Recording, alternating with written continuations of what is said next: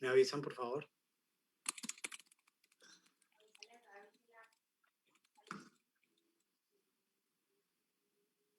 ¿Listo? Ya, puede iniciar. Buenos días, bienvenidos y bienvenidas a este ciclo de seminarios sobre conflicto de interés en la academia.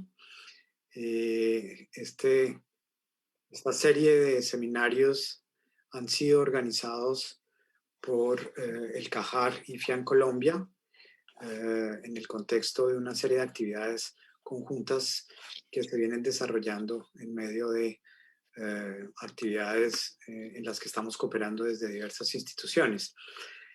En este momento el conocimiento científico tiene un lugar especial en la formulación de las políticas públicas y la industria de productos comestibles ultraprocesados y bebidas azucaradas, entre otras, pues ha financiado históricamente la generación de estudios científicos que niegan los efectos adversos para la salud que estos productos pueden tener, con el fin de evitar regulaciones y que los estados ejerzan sus responsabilidades. Ante este panorama nos hemos hecho varias preguntas y hemos decidido iniciar este debate que empezó con el primer panel el día de ayer. Y hoy queremos dedicarlo a algunas miradas desde perspectivas específicas tanto de la investigación propiamente científica como de las experiencias en algunas regiones y lugares a propósito del conflicto de interés en la investigación científica. Voy a presentar a los ponentes de hoy, que tendrán 20 minutos de exposición cada uno, después de los cuales tendremos la posibilidad de que ustedes vayan haciendo las preguntas en el chat y presentarlas a los panelistas para que vayan siendo respondidas. Vamos a tener hoy como ponentes a la profesora Constanza Ovalle, quien es odontóloga de la Universidad del Bosque, magíster en bioética de la Universidad del Bosque, doctora en Ciencias Sociales de la Universidad de Manizales. Ella hizo un postdoctorado en bioética en la Universidad del Bosque, en Colombia, y actualmente se desempeña como profesora e investigadora en esta universidad, donde además es coordinadora del Departamento de Bioética de la Universidad del Bosque en Bogotá, en Colombia.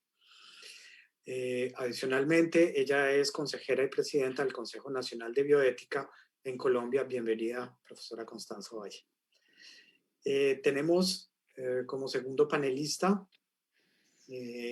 al profesor Gary Fuchs. Si está correcta la fonética, profesor Fuchs.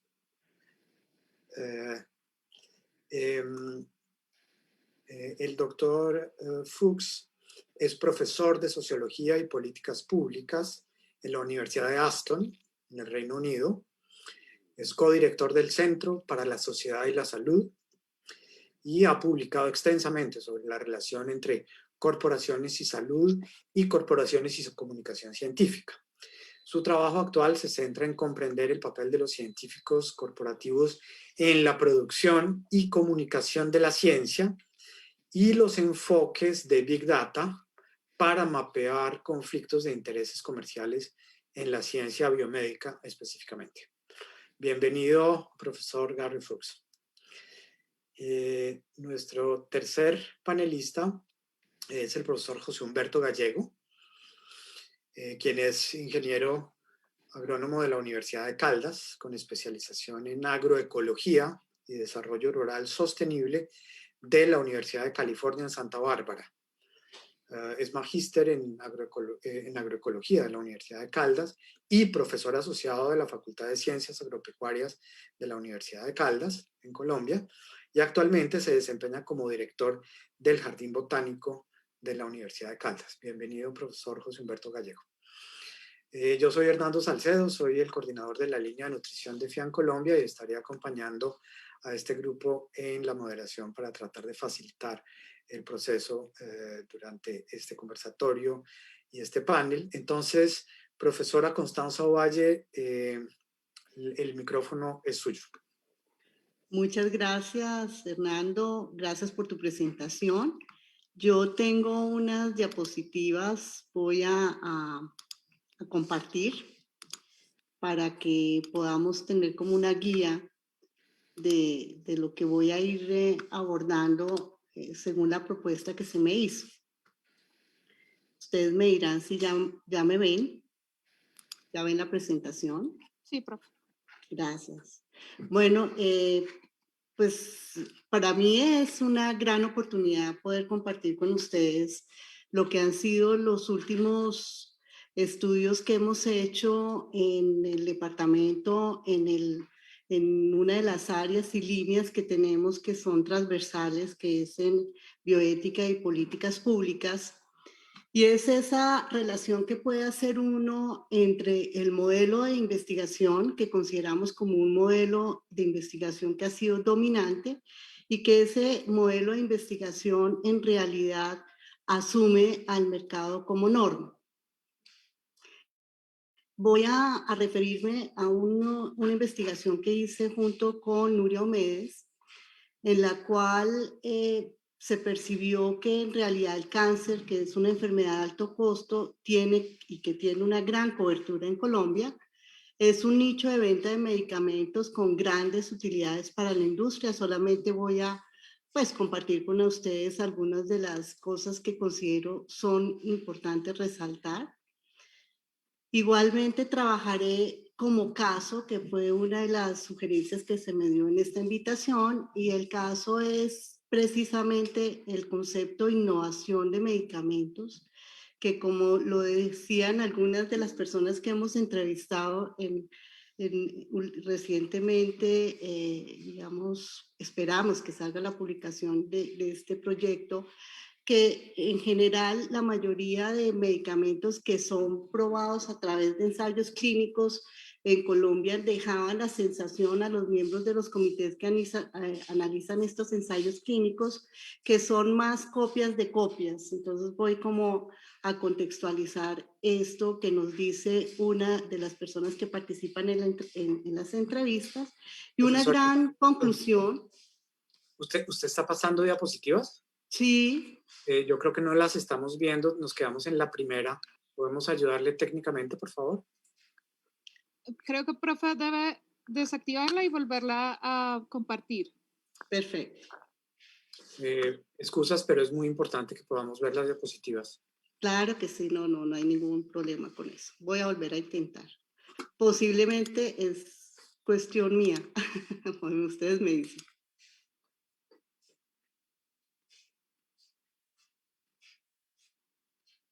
¿Ahí ya me ven? Está Sí, señora. iniciando. Está iniciando la compartida de pantalla. Pasa algo.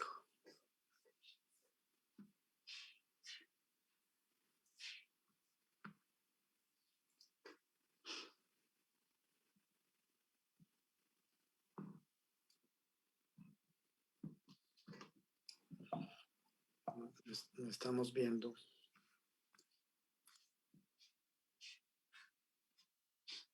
Ahí. No, profe, no la estamos viendo, se quedó como pensando, tal vez es el internet, entonces ¿puede usted frenar, compartir pantalla e intentar nuevamente? Sí. A ver. Ok, vamos a hacer. O lo que podríamos hacer es que usted nos envíe las diapositivas, tal vez con Sergio o algún, no sé, Sergio, y nosotros las compartimos desde acá. Intentémoslo por última vez porque...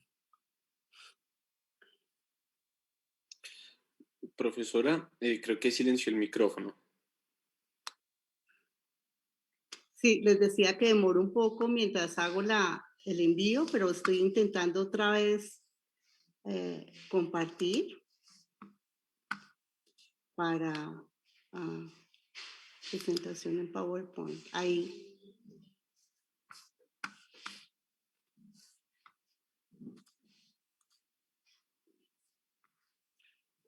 Ahí frenó, no nos está compartiendo. No está compartiendo. Voy a reenviar un correo que tengo acá con la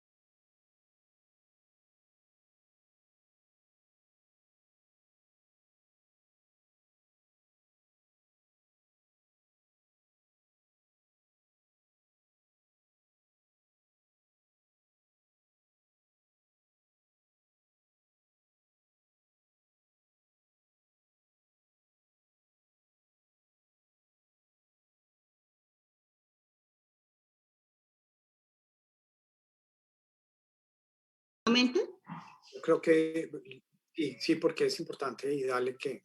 Listo, dale. Espérate, entonces un segundito, yo voy a...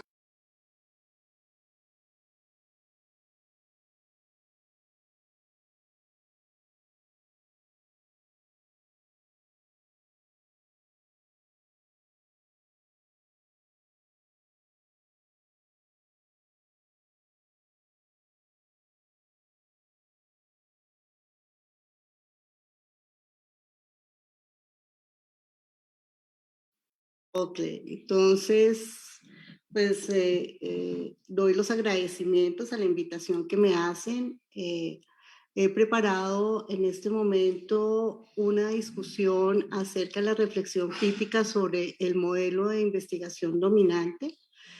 Debo decirle que este es producto de una área y línea de investigación en doctorado de bioética de la Universidad del Bosque, que es transversal, que es esa relación entre bioética y políticas públicas, y compartiré con ustedes algunos de los resultados de las investigaciones que recientemente hemos adelantado.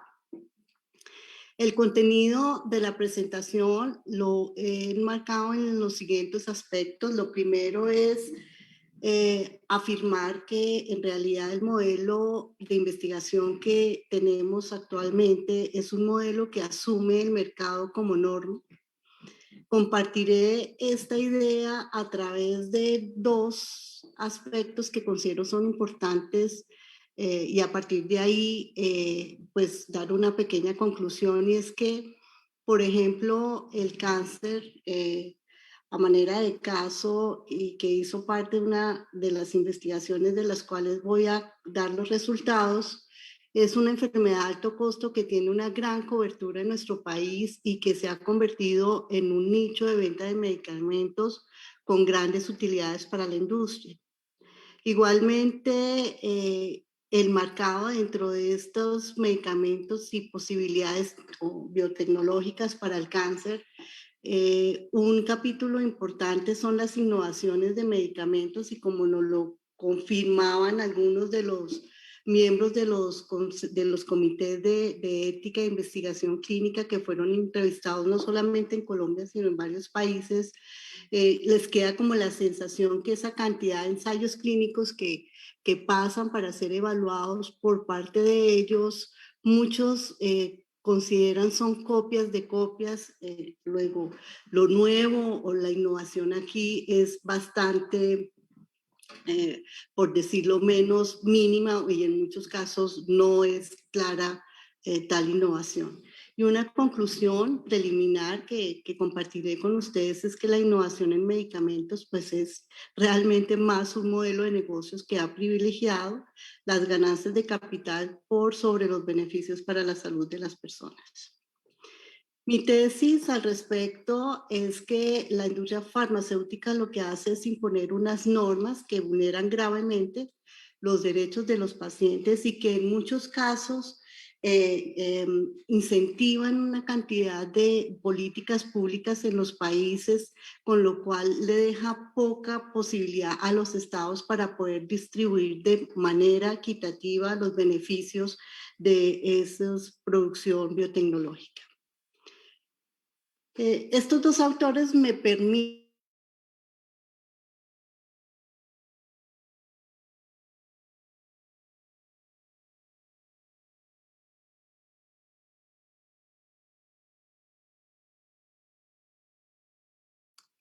Profesora.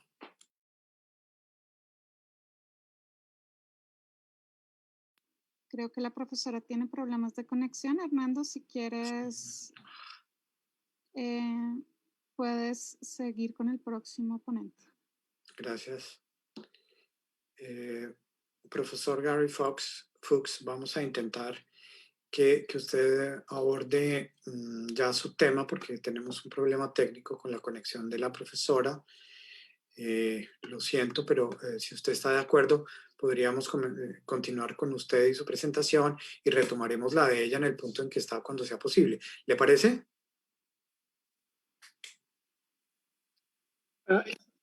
Yeah, I mean, is it a better idea just to put me first and allow and then yeah, allow me to finish maybe, and then to have the first presentation second.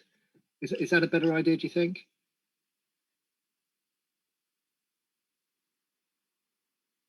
I can't hear any.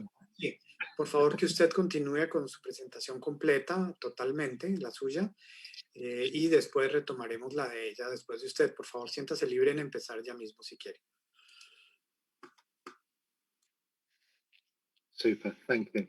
Thank you. Right, and I'm assuming you can all see my slides, is that right? Yes, teacher. Super, and they're working. Wonderful. Okay, brilliant, thank you. Okay, so what I want to do very quickly then is summarize some of the sort of commonalities in how key industries have influenced scientific production, focusing on the funding effect and what's sometimes called the industrial selection effect. So in contrast to the first presentation, this is sort of very much a synthesis, if you like, of evidence from a variety of different fields. Now, on the list on this slide is a relatively conservative selection of industries that we know have either sponsored or themselves undertaken research, specifically to produce findings that support their commercial interests in ways that have ended up having adverse effects on health and the environment, or at least creating a risk of such. Now, these industries' relationship with science is very much a story of manufactured ignorance as a commercial product rather than simply an absence of knowledge. Now, the primary aim of funding science, of course, is typically, but not invariably, defensive. So to push back against regulatory risks as a defense to litigation risks, or more ambitiously as a way of sort of shaping public thinking on risks to health and the environment.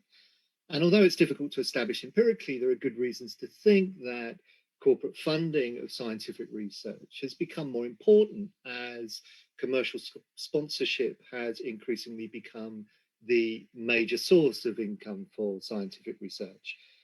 Now, this is sort of due to several factors, I think. So, for instance, it's partly a function of a relative decline in public funding of research, and it's also sort of partly a function of changes in public policy, which has encouraged academic patenting and licensing. But it's also important to recognize that in some respects, corporate funding of research is built into regulatory regimes. So, for instance, most of the work assessing the safety of industrial chemicals is conducted by the companies that produce them. And there are two further points to note here. First, several non-profit and government agencies, such as the Gates Foundation, the Wellcome Trust, and the US FDA, have recommended greater collaboration between industry and academia.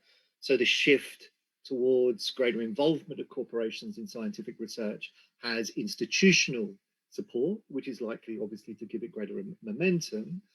And second, pharmaceutical companies are reported to be transforming biomedicine by shifting their research and development work into universities under the rubric of translational medicine. Now, this sort of fundamental reconfiguration of the field essentially involves the socialization of the costs and risks of early stage biopharmaceutical research and development onto universities. Now, the most obvious commonality of industry-funded research is that corporate-funded research is more likely to produce findings that support the interests of its funders. It's an obvious point, of course. And this phenomenon is typically discussed in the context of work on the funding effect, the idea that funding shapes the findings of studies, how research is reported, or whether it's reported at all. And the best evidence on the funding effect comes from analyses of tobacco industry sponsored research and reviews, and also drug trials sponsored by pharmaceutical companies, which tend to draw pro-industry conclusions. Now, in respect of pharmaceutical industry funded research, Alce-Nielsen studied 370 drug trials and found that sort of studies were significantly more likely to recommend the experimental drug as a treatment of choice where a pharmaceutical company had funded the trial. the most recent systematic review? ensayos financiados por organizaciones con ánimo de lucro. Y se encontró que los estudios de dispositivos y medicamentos patrocinados por la industria con frecuencia eran favorables a los productos del patrocinador y que producían resultados más favorables a los en comparación con los que no eran patrocinados por la industria. Ahora, al pensar en el efecto de la financiación, existe el riesgo de pensar en términos de la conducta científica. Entonces, hay una lección muy conocida que tiene que ver con el cloruro de vinilo que se utiliza para hacer PVC. Hay 80,000 estudios de muertes que se incorporaron y se revisaron en los químicos que financiaron este estudio donde se vio la relación que tiene el cloruro de vinilo con el cáncer del cerebro. Y se ve que hay una relación. Se registraron 36 muertes por cloruro de vinilo en Estados Unidos entre 1942 y 1972, que corresponde al 2% de lo que se esperaría en la población general, pero no tenía importancia estadística. Incluso hay una muerte más habría alterado las conclusiones del estudio. Aquí vemos la historia detrás de los resultados de importancia estadística, que ahí sí cobra más, se vuelve más interesante. Union Carbide, una empresa estadounidense, solamente contó una de las 23 muertes por tumor canceroso en una planta de Texas, que de hecho fue un artefacto, opciones deliberadas en lo que se puede describir como un estudio un poco dudoso, lo cual quería decir que en ese caso se excluyó del estudio el hecho de que no deberían estar expuestos los trabajadores al cloruro de vinilo o expuestos a estos químicos. Por ejemplo, la selección del protocolo en este caso para el estudio en un momento le daba la responsabilidad a los gerentes de la planta y luego y que solamente se incluyeran a los trabajadores que trabajaran directamente con el cloruro de vinilo y que excluyeran a los de mantenimiento que estaban expuestos al cloruro de vinilo. También el proceso de determinar su exclusión se basó en cierta medida en la memoria de los supervisores, de lo que recordaban acerca de cómo estaban clasificados, que era una manera de poder estimar las exposiciones, aunque desde luego es ridículo esperar que alguien se acuerde muchos años después de que ha sucedido esto, y también pese al hecho de que el cloruro de vinilo solamente se puede oler a niveles por encima de ciertos niveles seguros. Se podían excluir muchos trabajadores del estudio, cuando de hecho la nueva información había demostrado que sí habían resultado expuestos al cloruro de vinilo. Entonces, no pudieron ser incluidos, pero la nueva información demostró que sí habían resultado expuestos al cloruro de vinilo en la planta. Obviamente, este es un estudio desde el inicio. Todas las decisiones tenían que ver con las decisiones de financiación. Hubo muchos mecanismos de protección que se traducían en resultados sesgados. En este caso, sin analizar la mala conducta científica asociada a este estudio. Estos mecanismos deberían incluirse en ciertas métricas y en métodos relacionados en cómo se hacían los reportes, que incluían de qué manera se plantea la pregunta, cómo se diseñan los estudios, cómo se realizan los estudios, cómo se analizan los datos, la selección del reporte de resultados favorables, el giro en las conclusiones del reporte y finalmente, obviamente, el sesgo en la publicación. Entonces, básicamente, hay muchos insumos y que tienen que ver también con la sutileza de la visibilidad que hace que sea increíblemente difícil detectarlo y gestionarlo. Los estudios que se enfocan en el sesgo de diseño, en los ensayos farmacéuticos, por ejemplo, es más probable que hagan tratamientos inferiores en lugar de un tratamiento muy bien establecido que tiene que ver con la eficacia.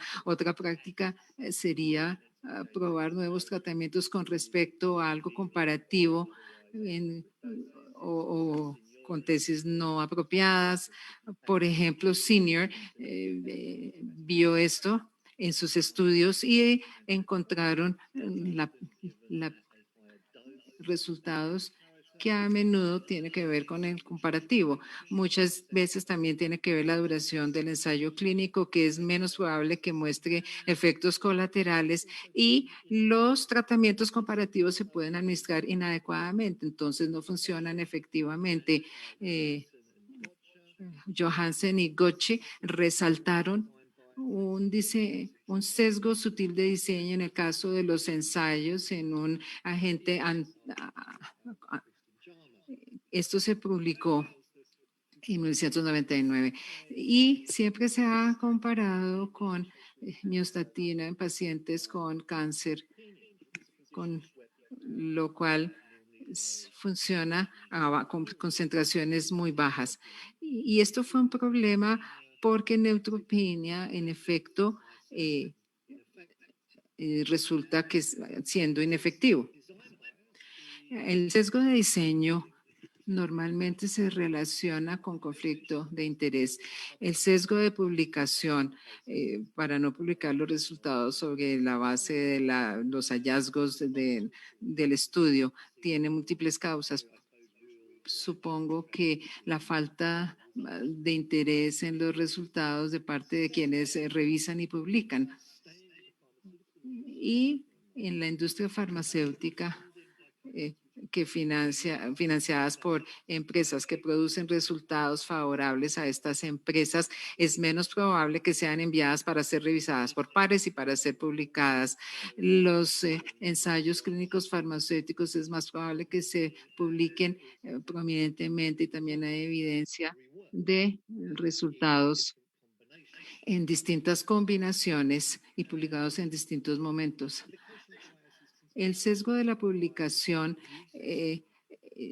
tiene que ver con los contratos de investigación que incluyen disposiciones para permitir demoras o la supresión de publicación por razones comerciales. Y esto se resaltó recientemente en un estudio reciente de Steele y sus colegas sobre unos acuerdos de investigación de Coca-Cola, además de darle a Coca-Cola el derecho de revisar la investigación antes de la publicación y de controlar los datos del estudio. La divulgación de los resultados. En algunos casos, los acuerdos también le daban a la empresa el poder tomar la decisión sobre cualquiera de los artículos revisados por pares. Y uno de los ejemplos sobre los problemas que esto implica tenía que ver con Betty Dong, una profesora de farmacología en la Universidad de California. Tiene que ver con un ensayo financiado por Boots para explorar la eficacia de un medicamento.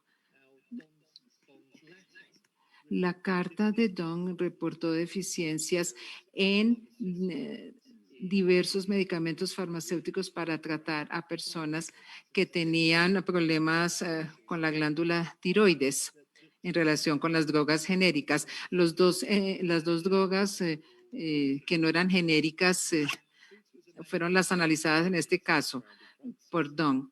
En este caso, hablando específicamente de Synthroid, pero de acuerdo con el contrato con Boots, se tenía la expectativa de que la prueba demostrara que Synthroid era superior a la droga genérica. Dong hizo la prueba que demostró que de hecho no había diferencia en la efectividad terapéutica del medicamento genérico y de Synthroid. Entonces, Boots cuestionó sus resultados y dijo, se enviaron cartas a al jefe del grupo donde trabajaba Don, que había problemas procedimentales con el estudio, que el estudio tenía defectos, aunque se había revisado el protocolo con antelación. Ella envió el artículo con los resultados al Journal of American Medical Association, fue revisado por pares y antes de ser publicado, se dijo que no se podía publicar sin su permiso debido a un acuerdo restrictivo en su contrato. Entonces, Don finalmente retiró el artículo. Ahora, el caso de Betty Dong es un muy buen ejemplo en la literatura que tenía que ver con el hecho de que pese a los buenos resultados de la investigación y de que la investigación buscaba actuar de manera muy ética, no se pudo hacer. Aquí el patrocinio fue lo que tuvo que ver con el artículo.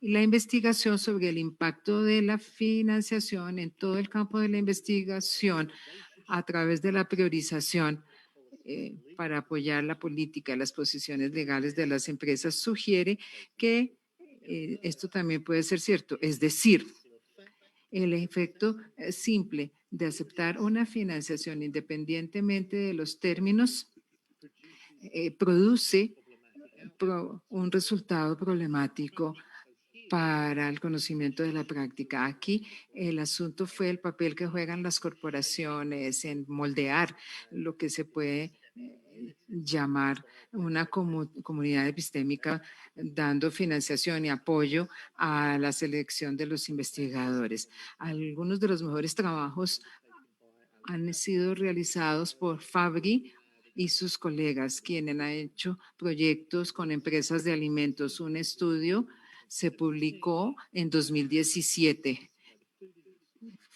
Fue financiado por la industria de alimentos, se enfocaba en algo de manipulación de nutrientes en el contexto de una reducción de ingesta energética y desde luego ayudó a resaltar el enfoque en la investigación de nutrientes, un enfoque en nutrientes y no en las interacciones de los nutrientes dentro de los alimentos en el cuerpo, que produce la evidencia que permite que la industria alimentaria comercialice productos ultraprocesados utilizando lo que sostienen sobre contenido de nutrientes. Un segundo estudio publicado en 2018 encontró que más del 4% de los estudios financiados por industrias de alimentos se enfocaban en la actividad física.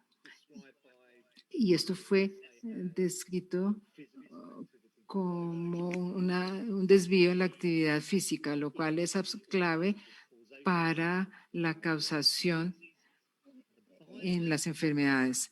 El sesgo, en este caso, de la investigación ocurre independientemente de si la investigación es afectada por conflicto de interés, más allá del hecho de aceptar la financiación para comenzar. Y se sabe que hay esfuerzos para moldear este campo por parte de empresas como Coca-Cola, que son deliberados.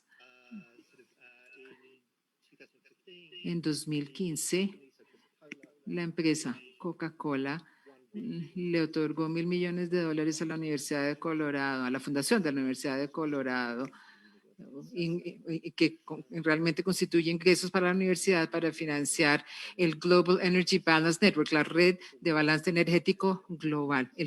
La meta era que fuera un foro para que los científicos alrededor del mundo se reunieran y pudieran generar el conocimiento y caminos basados en evidencia que se requerían para terminar con la obesidad. Pero la meta real de Coca-Cola era persuadir a la gente de que se estaban enfocando demasiado en las calorías y no lo suficiente en el ejercicio. Entonces era parte del acuerdo financiero y ahí Coca-Cola podía escoger los ejecutivos a hacer las declaraciones de emisión y diseñar su sitio en la web, contratar académicos, recibir fondos de Coca-Cola y de otras industrias alimentarias. En el pasado, Y como se filtraron algunos correos electrónicos donde se sugería que los académicos que trabajaban en la red realmente se sentían satisfechos de, de ayudarlo, aunque los correos internos dejaron en claro que en cuanto a lo que tenía que ver con la empresa,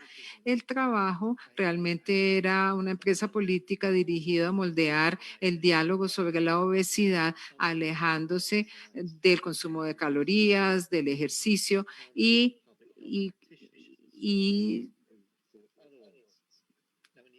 ahora en la Universidad de Colorado, una vez la red se resaltó el trabajo hecho en la red. La red GEEBN, creo yo, que trae a colación un asunto importante, que las corporaciones pueden financiar investigaciones selectivamente para manipular el cuerpo de evidencia en general, lo cual básicamente resalta la necesidad, la identificación de conflictos de interés y prestarle atención a la estructura social de la ciencia. En el caso de los medicamentos para prevenir los paros cardíacos, por el cual murieron miles de personas en la década de 1980, Horner y Bruna demostraron que la financiación de la industria de manera sistemática puede llegar a sesgar a la comunidad científica, incluso cuando cada científico a nivel individual de manera racional está buscando la verdad y así no se vea sesgado por la financiación. La arritmia o precipitan la mayoría de los ataques al corazón, por lo cual se considera o se consideró en algún momento que prevenir la arritmia con medicamentos también podía prevenir los ataques al corazón, pero el profesor Benner Long propuso la hipótesis de supresión de la arritmia por primera vez se tenía por el riesgo de medicamentos de arritmia que agravaba la arritmia y morían más pacientes por ello. Y en la Universidad de Harvard, básicamente se vio que esto limitaba el tratamiento y allí se probaron medicamentos. En ese momento hubo diversas opiniones con respecto a los métodos que se deberían utilizar para juzgar la eficacia de medicamentos antiarritmia y los peligros. Dos investigadores en particular, Joel Margaret y Robert Winkle, estaban muy emocionados acerca del potencial terapéutico de los medicamentos antiarritmia y estaban utilizando la supresión de la arritmia como un endpoint para poder medir la eficacia de los medicamentos farmacéuticos antiarritmia. Ahora, cuando los farmacéuticos estaban buscando la investigación, financiaron el Morgan Earth y a Winkle, pero hay otros que utilizaron la supresión de la arritmia y no las muertes como una medida de la eficacia de los medicamentos. Con el tiempo, entonces, se ve que lentamente esto se convirtió en una metodología en la comunidad científica a medida que la investigación financiada por la industria daba mejores resultados para publicar prolíficamente y la consecuencia se influyó en los integrantes de la comunidad cardiológica y en esencia se construyó un consenso científico en torno a los métodos para evaluarlo. Y este es un punto importante. Se utilizó como resultado de recibir financiación de la industria, tuvieron unas ideas, de cualquier manera tenían estas ideas antes de recibir la financiación y obviamente no se vieron sesgados por la financiación. Lo importante, sin embargo, es que la comunidad de investigación a nivel colectivo se vio sesgada por este efecto de selección industrial. Entonces, en resumen, y pienso que voy a terminar con este comentario, porque tengo la idea de que nos vamos a quedar sin tiempo. fácilmente uno puede comenzar con diversas opiniones en la ciencia. El efecto de la industria en distribuir selectivamente los recursos entre los investigadores puede funcionar con el tiempo para llegar a sesgar todo un campo. Muchísimas gracias. Muchas gracias, profesor Fuchs, por su aporte. Y ahora al final haremos comentarios y dispararemos entonces también la sesión de preguntas. No sé si la profesora Constanza Ovalle está lista para intervenir. Sí, ya estoy lista. Espero que esta vez funcione. Adelante, tranquila y adelante en el punto en el que estábamos, si quiere usted. Perfecto, entonces vamos a compartir nuevamente.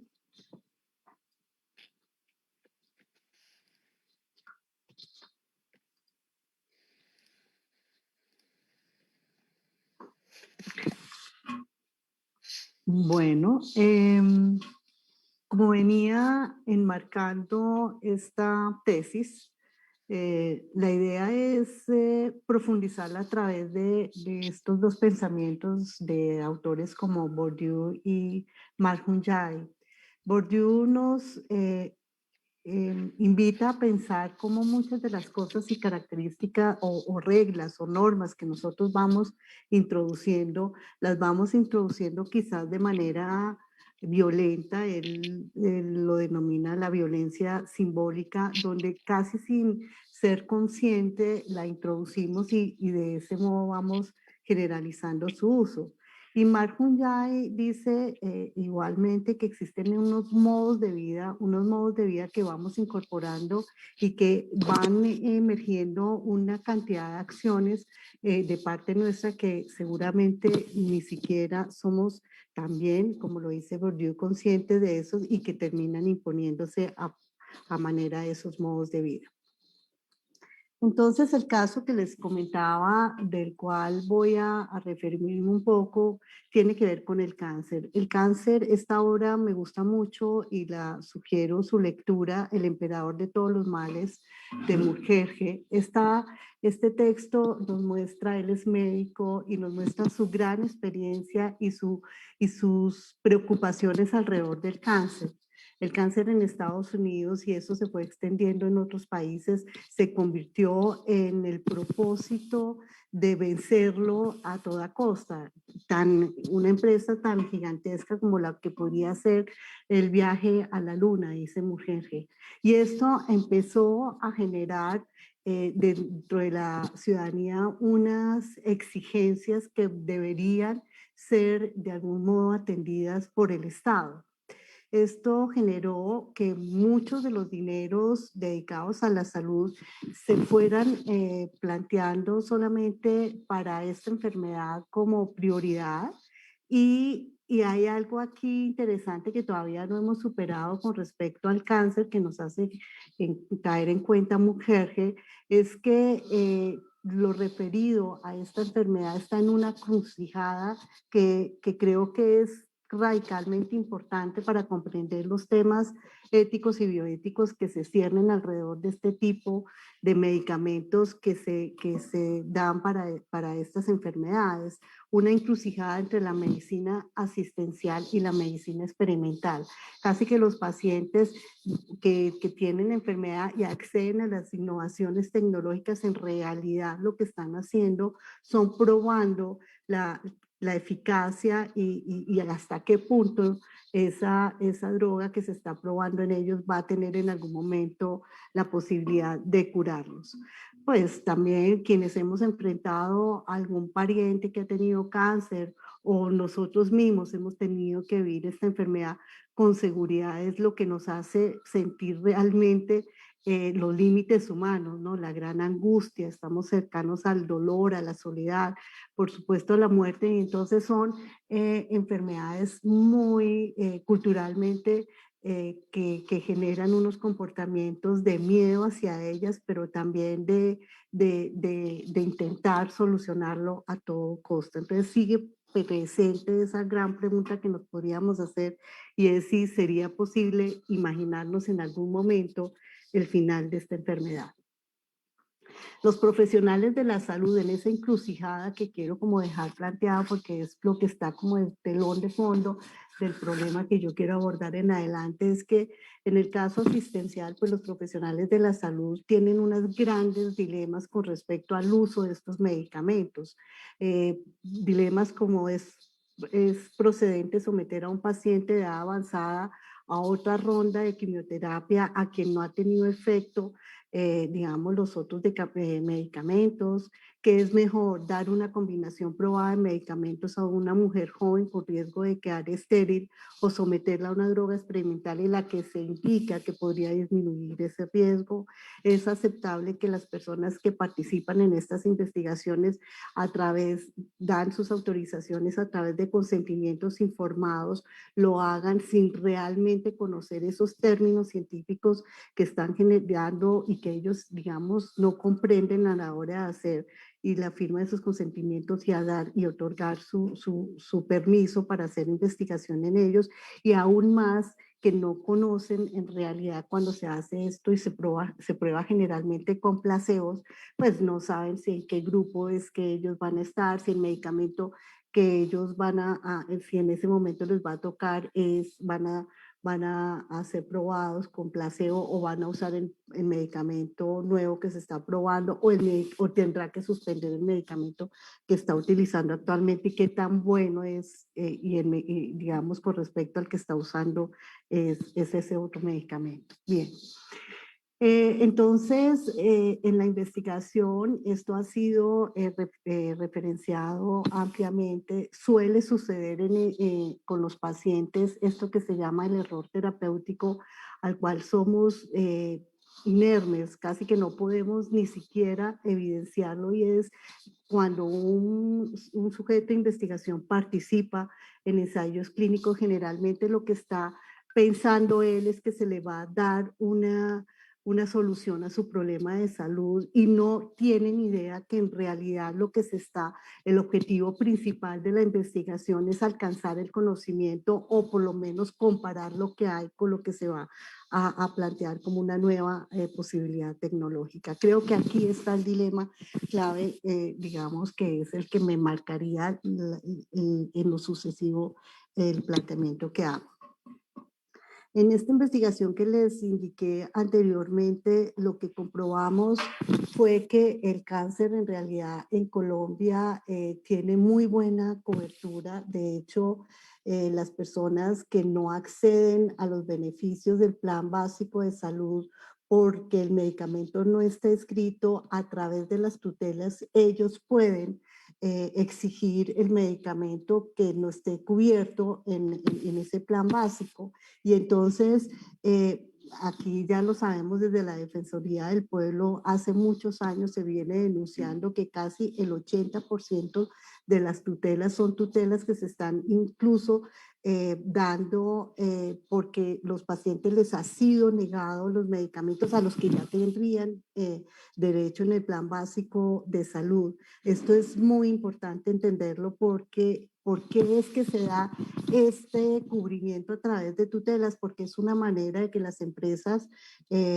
promotoras de salud evaden los costos altos, porque generalmente es vía ADRES que estos medicamentos van a ser cubiertos. Por otro lado, que también en estas cifras que me parece fundamental en comprenderlas, es que el costo de los medicamentos que no están incluidos en el plan obligatorio de salud, pues es, aun cuando el porcentaje de uso de esos medicamentos es inferior al del plan básico en salud, los costos son desproporcionalmente mucho más altos, mientras los que están en el plan básico de salud es de 4.7 billones, en el medicamentos que pagamos, que no están incluidos en el costo, llegan casi a 10 billones de pesos. Andrea, pues es alguien que ha venido poniendo, pues esta persona boliviana, colombiana, que siempre ha estado, que tiene su observatorio sobre medicamentos y ha estado como muy pendiente de cómo en los últimos años se ha venido introduciendo al mercado colombiano la industria internacional de estos medicamentos y ha venido decreciendo la producción nacional. Esto estamos hablando del 2012. Hoy ya, desde el 2012 empezó él a percibir eso como de un 79% de producción nacional disminuyó a un 69%. Entre tanto, las importaciones crecieron de un 21% a un 31%. Y lo que suele, dígame, y lo que me llama la atención también, que coincide con la filmina anterior, es lo que estamos gastando, digamos, lo que estamos pagando en cada uno de estos sectores.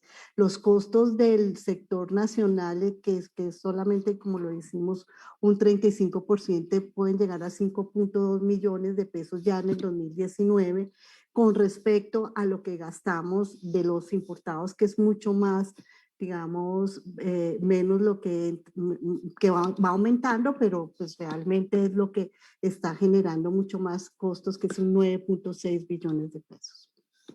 Entonces, hasta aquí como para concluirles que quizás, y es una afirmación que me permito hacer después de haber hecho una discusión de las normas internacionales en salud, que también y normas internacionales como las buenas prácticas clínicas que han sido gracias a los lobbies de la industria farmacéutica implementadas como políticas en todos nuestros países, y esto lo que sugiere es que en realidad estas prácticas lo que protegen, por supuesto, es la calidad de los medicamentos, pero lo que en realidad lo están haciendo es protegiendo que las ventas se puedan, por supuesto, se puedan dar a través de esa calidad de esos procesos con los cuales se elaboran los medicamentos, pero los que quedan en el fondo y los que quedan descubiertos son los pacientes. Otras revelaciones que me parecen importantes en una reciente obra de Edgar Morin, en esta reciente obra él denuncia y cómo las personas que estamos informadas cada vez más descubrimos que los científicos mantienen esas relaciones de interés con la industria farmacéutica y que los lobbies que se hacen a través de la industria en ministerios pues son muy fuertes y casi que son difíciles de enfrentar. Lo otro es que suele desdeñarse cualquier producto de investigación que sea elaborado por la industria, todas aquellas prácticas que podrían generarnos a nosotros bienestar y seguramente mejoras en la salud, pues son dejadas a un lado, cosas tan esenciales como la higiene alimentaria. Algunos laboratorios siguen manteniendo el secreto en sus trabajos, sin embargo, los investigadores independientes que suelen en muchos casos hacerlo a través de centros o laboratorios de investigación de universidades públicas, mantienen esa cooperación entre ellos. Y pues lo que está en el fondo y es lo que va apareciendo aquí es que esto se va instaurando como un modelo de negocios gracias a que hay un concepto tecnoeconómico que predomina el cálculo, digamos, en todas las decisiones que hacemos y en toda la elaboración de políticas, seguramente frente al conocimiento de las realidades humanas. Y pues esto con la pandemia se nos vino de frente y es inevitable tener que llegar a ver que en nuestros países, por ejemplo, esta afirmación, nos encontramos de la noche a la mañana con que unas economías aparentemente evolucionadas despertaron sin vacunas, sin medicamentos, sin cosas esenciales para enfrentar la pandemia, ¿no?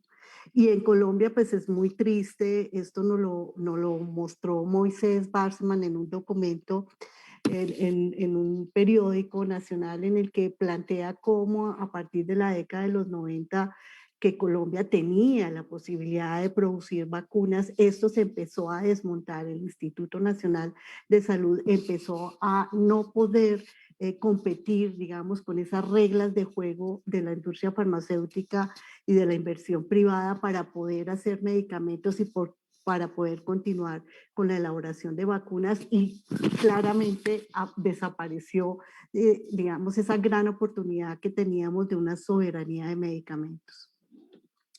Gilbert Ochoa nos hace caer en cuenta que en realidad lo que está sucediendo actualmente con la investigación en la época contemporánea es que allí confluyen muchos actores. Anteriormente, un investigador podía tener su propósito de casi que solo llegar a una realidad y a una producción en su conocimiento sin tener en cuenta otras cosas que hoy son imposibles no incluirlas a la hora de hacer investigación. Cualquier persona que quiera hacer investigación, lo primero que tiene que buscar es la financiación. Entonces, fíjense cómo concurren muchos actores, investigadores de diferentes disciplinas, y esa financiación pues puede provenir tanto de la investigación privada como de la investigación pública. Cuando es de la investigación privada, de la financiación privada, pues hay que tener en cuenta aquí que el beneficio real es, digamos, es la producción, es el producto económico, y ahí es donde podemos decir que el mercado es su norma. Entre tanto, cuando la financiación es pública, esto lo que va a suceder es que está más supeditada a la percepción del público, que en últimas puede generar mayor veeduría y control sobre lo que se está produciendo, pero por supuesto también van a haber presiones de los lobbies y estrategias de los partidos para poder incidir en alguna de las decisiones políticas en este sentido. Entonces, pues esto se va enmarcando en unas grandes dinámicas globales, en aquellas dinámicas globales, como lo acabo de mostrar, en la que se va extendiendo una mirada de buenas prácticas clínicas con un nombre favorable, pero lo que enmarca allí son más lineamientos para procesos operativos para conseguir la calidad de los productos, y esto hace que el OVE en 2019 quien se movilice tiene una fundación y vigilancia frente a lo que se está sucediendo con la industria farmacéutica. Él afirma que resulta políticamente difícil hacer un análisis económico real de los costos y beneficios de lo que básicamente son las prácticas de explotación, y son anticompetitivas, ¿no? Y que los gobiernos insisten en aparecer como aliados de la industria para poder producir desarrollo en sus países. Es, digamos, una falsa idea de poder desarrollar las naciones en términos de tecnología y de investigación, como lo acabamos de ver pasó en Colombia con cosas tan sencillas como la vacuna, y ha venido sucediendo con otros medicamentos dedicados a la salud pública. Bien. Omedes Ugalde demostraron que cuando se hace investigación financiada por la industria farmacéutica, pues los estados empiezan a proteger los intereses, generan una cantidad de normas y generan una cantidad de favores, de cuestiones que finalmente van a favorecer los intereses de la empresa. Las agencias reguladoras ven limitadas sus acciones en pro de la protección de los sujetos de investigación. Esas ventajas competitivas pues se dan en cosas tan sencillas porque requieren pocos recursos humanos para su funcionamiento, porque generalmente, como lo vamos a ver, esos recursos los sigue colocando el Estado, los sigue colocando la infraestructura pública. Entonces en realidad es poco lo que ellos van a invertir en eso, subcontratan con las universidades, tienen pues ese lobby, ese gran poder que se ha ido armando y se ha ido entrelazando en las decisiones públicas, presionan a las agencias reguladoras y también a los comités de ética e investigación para establecer mecanismos de aprobación de ensayos clínicos. Cada vez más los comités de ética e investigación deben tener pronto los avales para los ensayos clínicos, o si no, esos ensayos clínicos migran a otros comités para poder allí hacer las investigaciones con digamos, el conflicto de interés tan impresionante que hay para los comités de ética institucionales, donde pueden verse, digamos, desfavorecidos los ingresos que pueden entrar por este tipo de investigaciones que se deben avalar por los comités. Se presionan a esas agencias reguladoras, como ya lo dijimos, para establecer mecanismos de aprobación, y se realizan convenios con el sector público para suministros de infraestructura, transporte y otros servicios. En últimas, como lo concluimos con Nuria en esta investigación que les he venido mostrando, es que la industria se ve privilegiada, reciben los avales de los estados que tienen unas democracias que están en crisis, que son algunas democracias liberales, y que además corrompe, que es lo que hemos venido intentando dejar como el gran problema ético, por lo menos en lo que se concierne a la investigación clínica, la vocación de tanto los investigadores como los profesionales de la salud.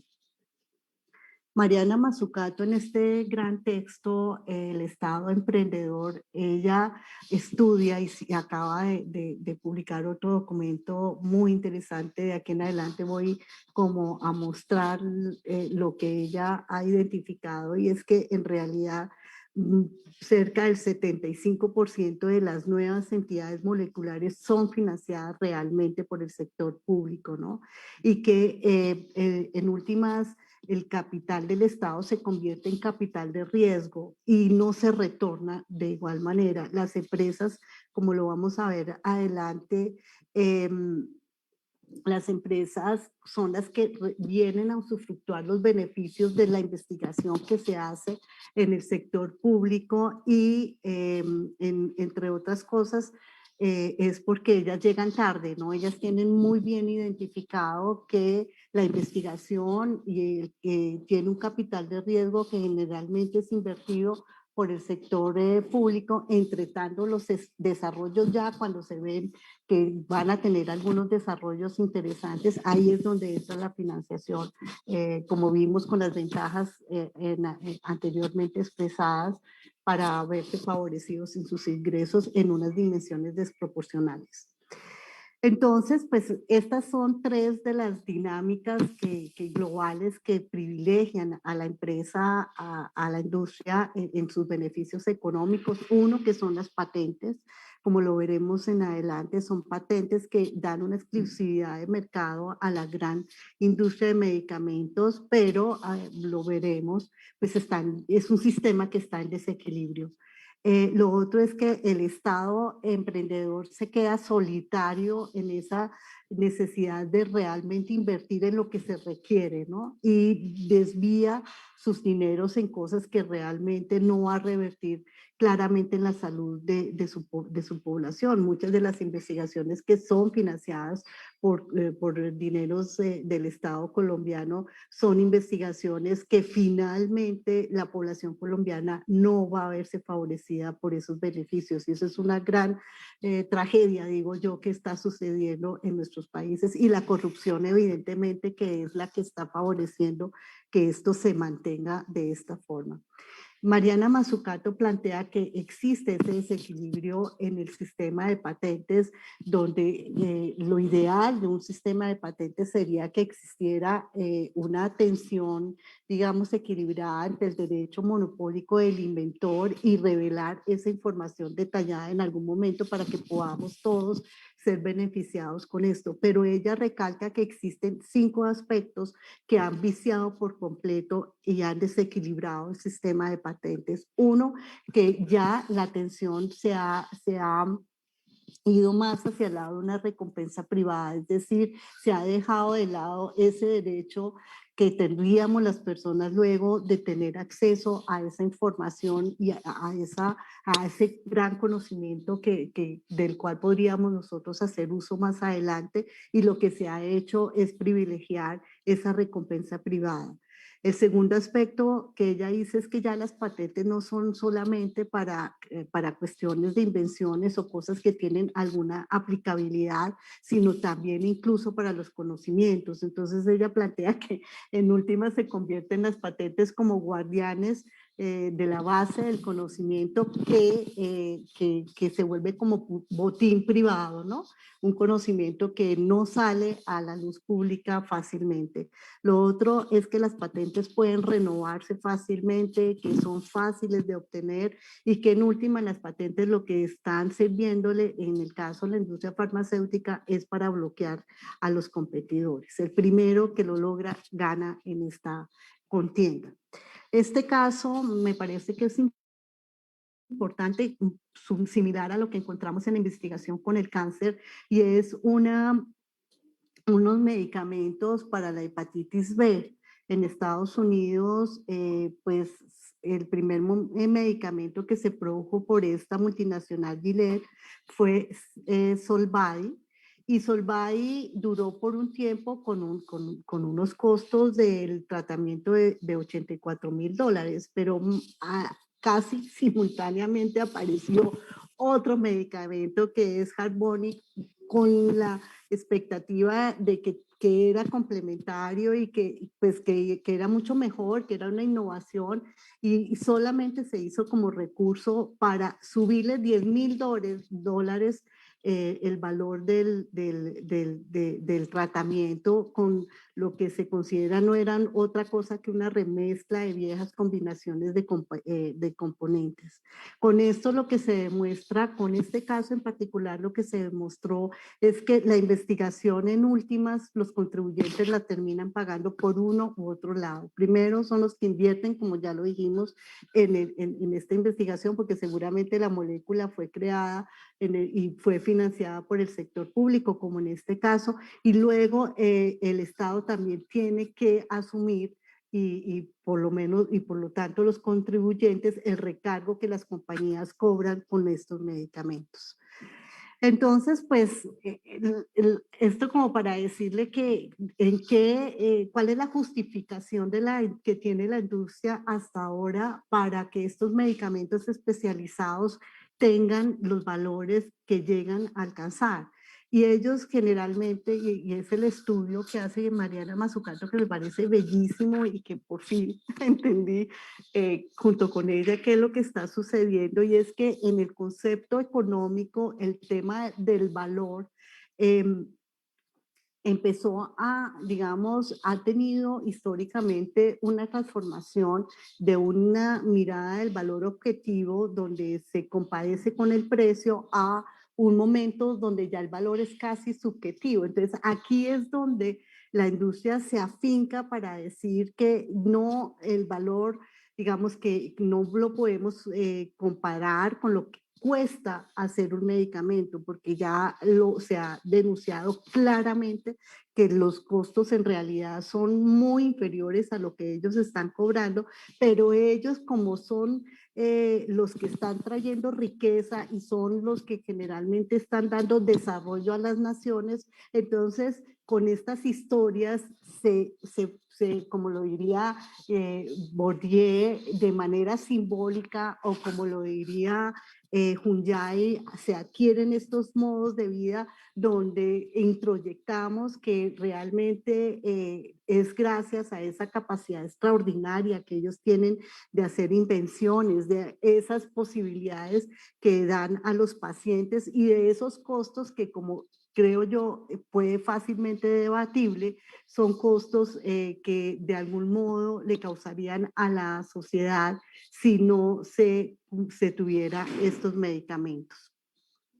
Bien, entonces, en últimas, es esto, ¿no? La financiación, cuando el modelo de investigación tiene el mercado como norma, es cosas tan sencillas como decir que la financiación está dado por unos oferentes que son unos oferentes que eligen el momento en que van a invertir, no lo van a hacer, como ya lo dijimos, en el momento de la investigación, sino en el momento de los desarrollos, donde ya el capital de ellos realmente no es de riesgo, y lo que les sobra, digamos, lo que ellos recogen de ese capital vuelve, digamos, a ser, no a ser invertido en el sector, sino a ampliar sus finanzas por otro lado. Entonces aquí la financiarización de esta industria y los beneficios de esta industria son impresionantes. Y como ya lo habíamos venido afirmando, pues son las agencias públicas y las universidades las que financian realmente las investigaciones. Como para ir concluyendo, pues daré algunas pequeñas recomendaciones, las que yo considero son muy importantes. Una, que tenemos que trabajar en un compromiso público y de transparencia. O sea, nosotros tenemos que lograr que las personas no se dejen llevar y sean resistentes a las falsedades y empiecen a entender. Creo que el COVID y la pandemia nos ha permitido a que todos hablamos de ciencia, todos sabemos ya cómo es que se está manejando esto de los contratos con la industria para poder acceder a vacunas. Entonces cada vez la ciudadanía está informada y esto hay que mantenerlo. Hay que seguramente obligar, porque cuando se usa la prensa de manera corporativa, hay que poder diferenciar que se está haciendo mercado, ¿no? Que ahí lo que se está lanzando y lo que se están diciendo son una cantidad de cosas para poder ir después a los contratos y poder ir a vender los productos a los precios que ellos quieran, y ahí no se está dando realmente ningún tipo de información científica. También habría que decir, como lo dice Mazzucato, que dentro de esas acciones de las farmacéuticas se valorizan los profesionales de la salud, y la gente pues nos vemos obligados a tratar de adivinar en ese juego que hay cuáles son los resultados y si realmente eso nos va a prestar algún tipo de beneficios. Y como lo dice, lo tomé de un periódico nacional, esta afirmación de Fernández Suárez, que dice médicos que hacen una crítica, que ellos mismos participan de vender la idea de que estos son panaceas, pero que realmente no siempre están seguros de que esto realmente tenga unos efectos importantes. Lo dijimos en nuestra investigación sobre estrategias del mercado que amenazan el carácter bioético de la investigación clínica, que cualquier propuesta de la investigación en el desarrollo e innovación del país debe visibilizar las estrategias que la industria está enfocando, tanto los profesionales de la salud y en las instituciones, y entender que los efectos de los valores económicos empresariales en los derechos de los pacientes los afecta pues claramente, ¿no? A los que participan en ensayos clínicos. Morán da estas tres sugerencias que me parece que son importantes y hay que intentar desarrollarlas y de algún modo como discutirlas un poco mejor. Él dice que los consumidores, como lo veníamos, que deben ser informados cada vez más conscientes y más selectivos de sus compras, que los políticos que hay que empezar a trabajar en ello, que sean insensibles a la presión que hace la industria, y que las producciones locales se hagan sostenibles y solidarias. Entonces, por lo que estamos abogando es por un modelo de negocio que conduzca sí a un crecimiento, pero que sea inclusivo y que sea sostenible. En este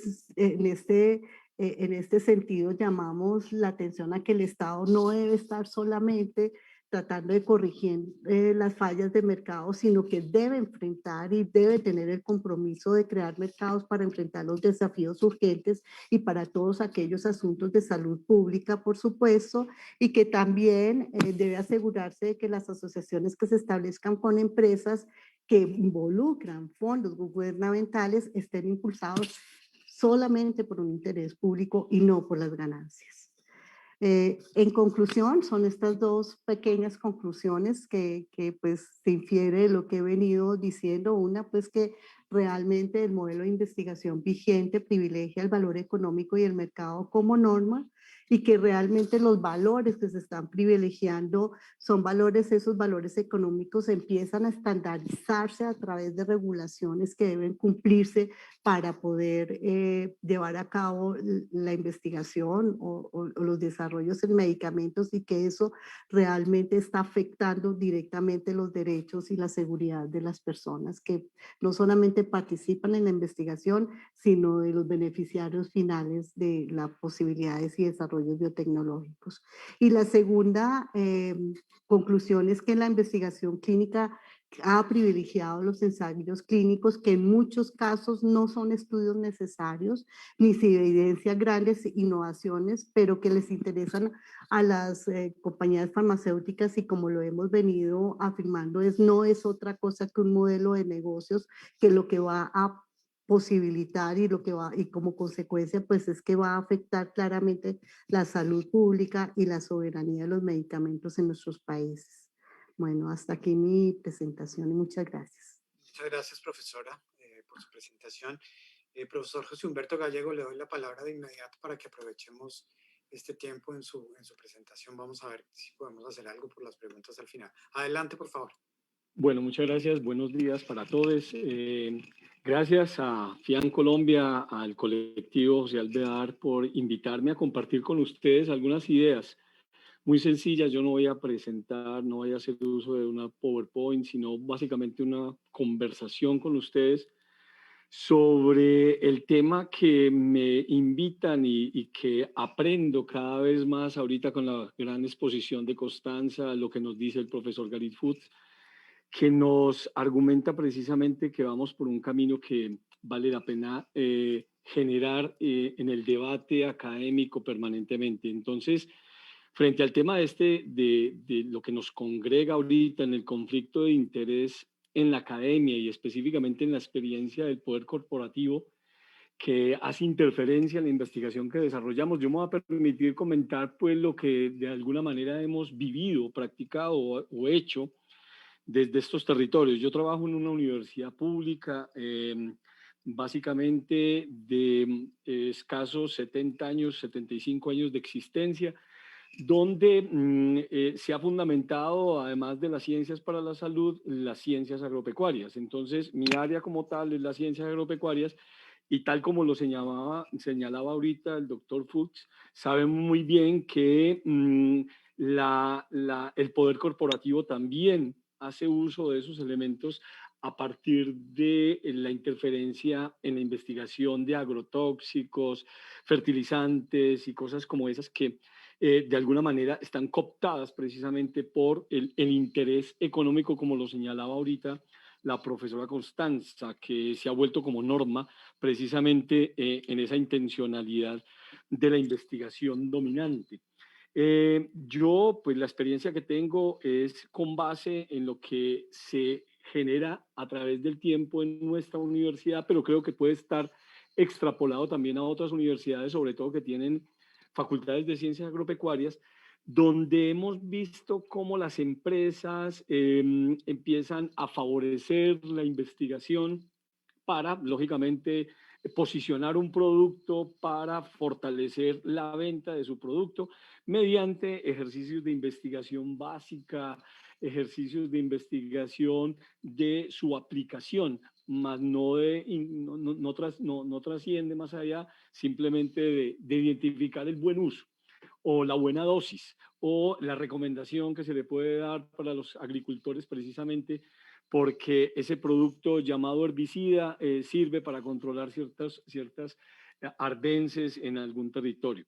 Y esto viene desde hace mucho tiempo, inclusive ahorita estaba tratando de encontrar una imagen de la primera vez que Colombia tiene un texto sobre arbences de cafetal, que fue generado precisamente por la entidad que trabaja el café en Colombia. En su parte posterior, en la contraportada, aparece financiado precisamente por una empresa multinacional de agroquímicos. Y uno dice, eso viene desde hace muchos años, o sea, no es de ahora, no es de este siglo, estamos hablando desde los años 60, específicamente en el auge que tiene que ver con el fomento de lo que llamamos nosotros la revolución verde o la intención de vender agroquímicos, porque eso desde los años 60 del siglo pasado se viene planteando precisamente que es que no se puede producir comida si no es con agroquímicos, pero haciendo un análisis inclusive con una profesora de la Universidad Nacional en Palmira, Elsanivia Novoa, nos enseñaba cómo durante el año 1965 hasta el año 2005 era muchísimo, en esos 40 años era más lo que había triplicado, cuadruplicado la venta de agroquímicos que de verdad la obtención de alimentos para el mundo.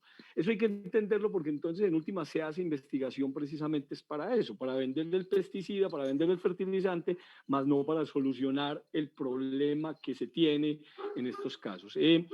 Un elemento que me parece fundamental también señalar es que si bien es cierto ese conflicto de interés de la industria y la injerencia que tiene sobre la academia, involucra pues los factores económicos que señalaban ahorita, entre ellos pues lógicamente el aporte económico al investigador o llevarlo a congresos o darle, en el caso del sector agropecuario le regalan hasta el vehículo o le dan hasta una cachucha para que pueda ir a hacer sus investigaciones.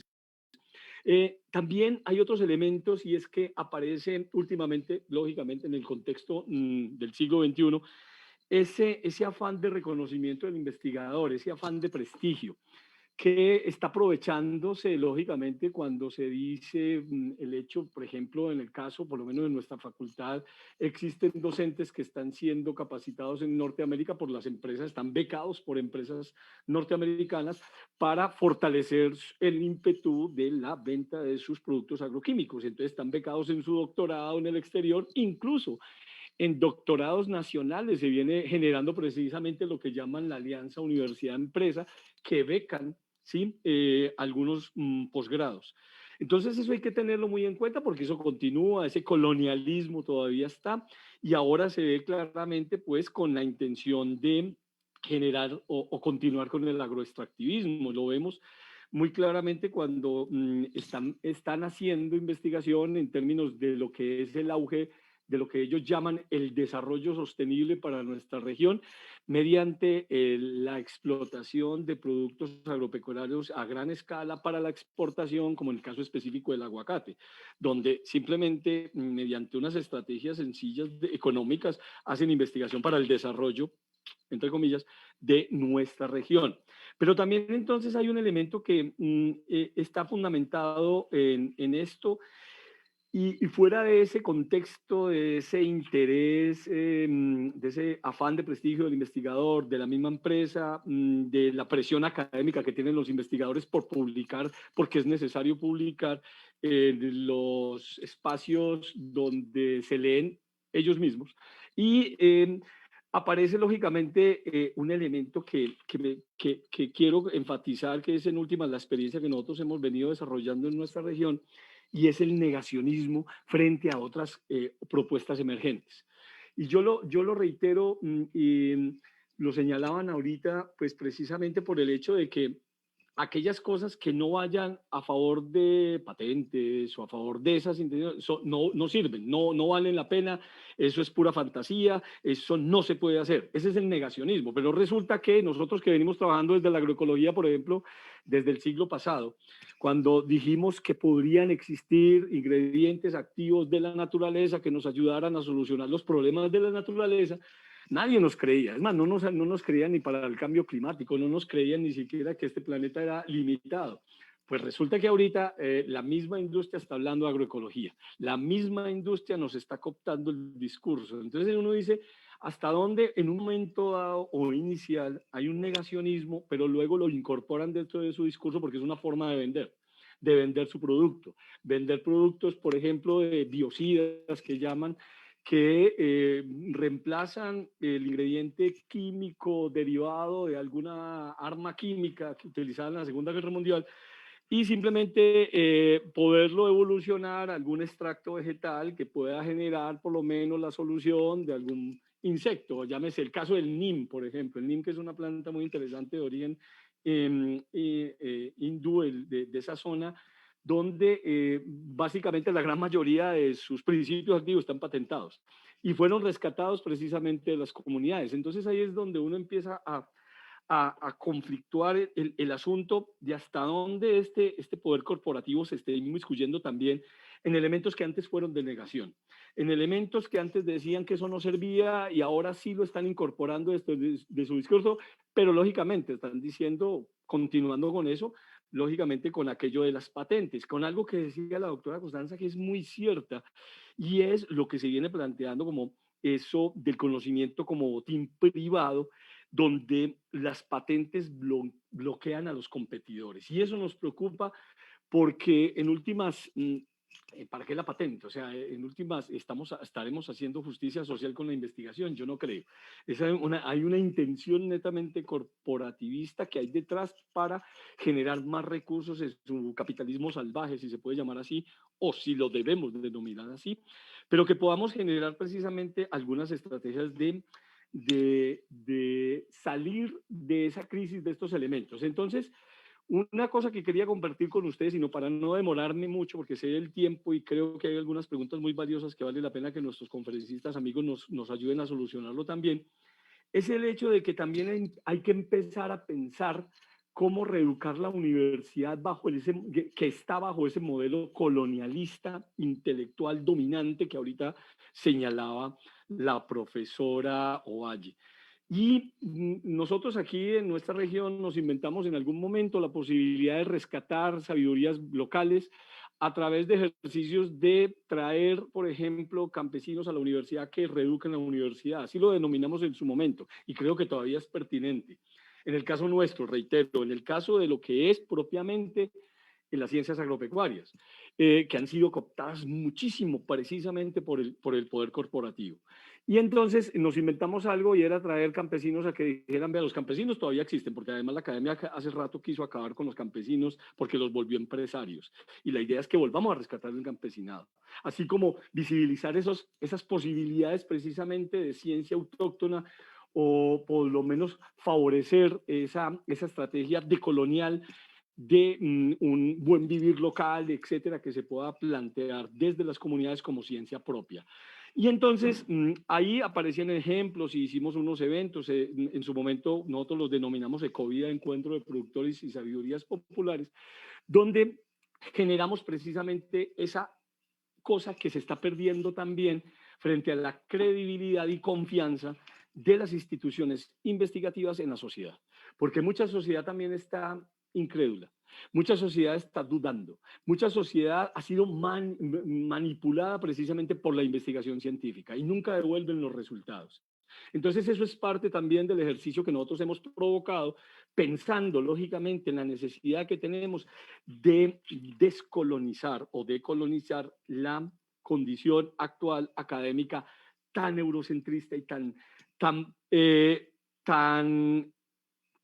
propensa a asumir el mercado como norma, como lo decía la profesora Valle, que me parece encantador el contexto y sus conclusiones.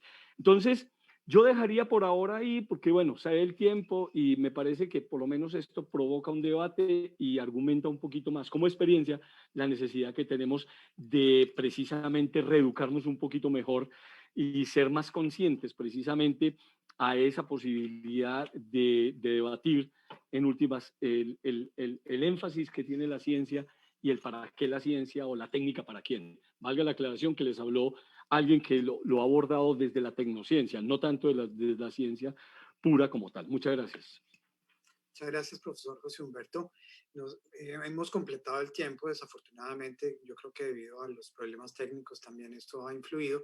Quiero lanzar, sin comentar nada más en aras del tiempo, porque sobre todo tendría algo que decir, una sola pregunta o dos preguntas para que cada uno en 30 segundos trate de responderla. Estoy como parezco periodista.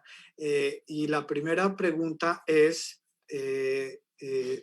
¿cómo disminuir el botín privado en función de lo público, en particular frente a patentes y licenciamientos?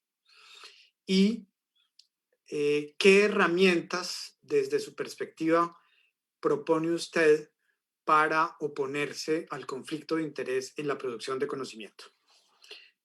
Adelante, el que quiera empezar, 30 segundos cada uno.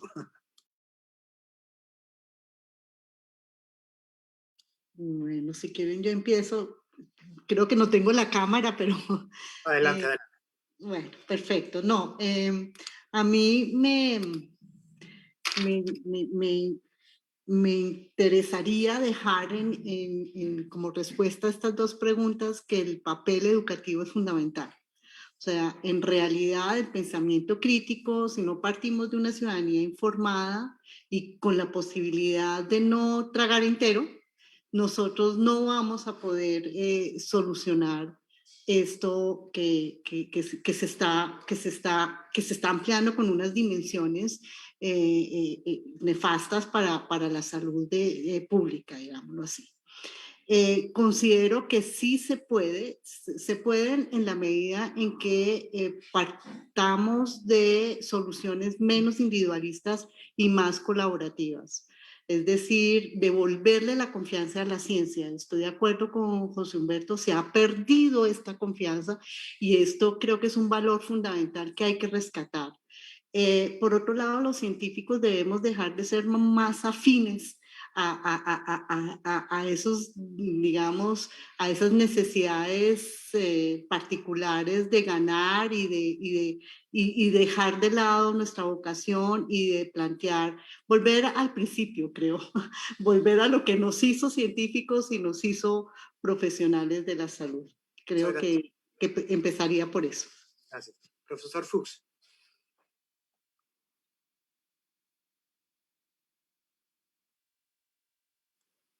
Super. Okay, so there are two questions, really, aren't there? One's on patents and the other is on conflict of interest. Okay, so my suggestion to Gerencia, para la pregunta acerca de las patentes sería, puedo pensar de entrada en dos cosas. Primero, esto directamente no afecta a las patentes, pero ciertamente las acciones de capital o los subsidios públicos a las corporaciones, cuando se dan subsidios y en ese sentido se obtiene alguna especie de beneficio para las patentes y otros derechos de propiedad intelectual. Y la otra sugerencia es realmente obvia, reducir los derechos de patentes. Es decir, o se hacen más cortas o se restringe el alcance de las actividades a las cuales aplican, porque lo que se ha visto en los últimos pocos años, desde luego, es que el alcance de los derechos de propiedad intelectual ha crecido considerablemente y continúa creciendo y está embebido en los acuerdos comerciales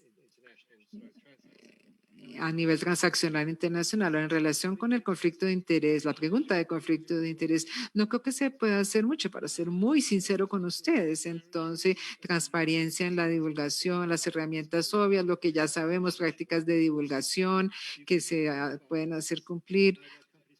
Las empresas pueden contribuir de acuerdo con sus ingresos, con alguna otra métrica razonable, donde no puedan decidir de cómo se distribuyan esos fondos entre investigadores. Eso puede contribuir, que se pueda aportar a un fondo para que el éxito del investigador esté asociado a esto. Puede ser con farmacéuticos, con alimentos. Y este es el último comentario. Tengo mucho más por decir, pero no hay mucho tiempo.